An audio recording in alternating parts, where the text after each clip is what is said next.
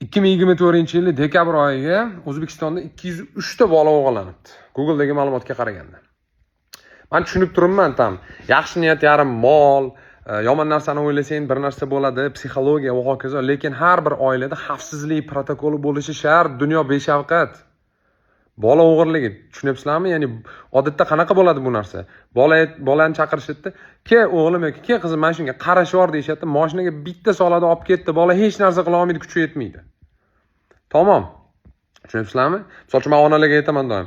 Deyman, bironsa qaynatsang, bunday ruchkasini qayirib qo'yasan-ku, yomon narsani o'ylaysan-ku. Yomon narsani oqibatini o'ylaganing uchun shu narsani qilasan yoki nimadir ichib yuborishi mumkin bola, peri bir narsani tepaga olib qo'yasizlar-ku, shu yuyadigan narsani. Bola ichib yubormasin deb. Bu yerda ham o'ylab qo'yinglar, bola bilan ishlanglar shu ustida. Bola yo'ldan qaramasdan yugurib o'tadi. Bola begona odamga qo'rqmasdan oldiga boradi. Bunaqa bo'lish kerak emas, bu nonormal. Xavfsizlik protokoli oilaning mas'ulini bo'ynida. Ota bo'lsa ota, ona bo'lsa ona.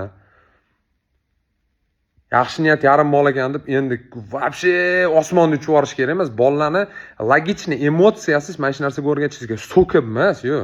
Pram tushuntirishingiz kerak. Nima bo'lishi mumkin, qanday va hokazo. Buni endi pedagoglar yaxshiroq biladi, lekin shu ustida ishlamasangiz yutqizishingiz, yo'qotishingiz juda katta bo'lish ehtimoli bor. Sog' bo'ling, omon bo'ling. Meni rivojlantiring.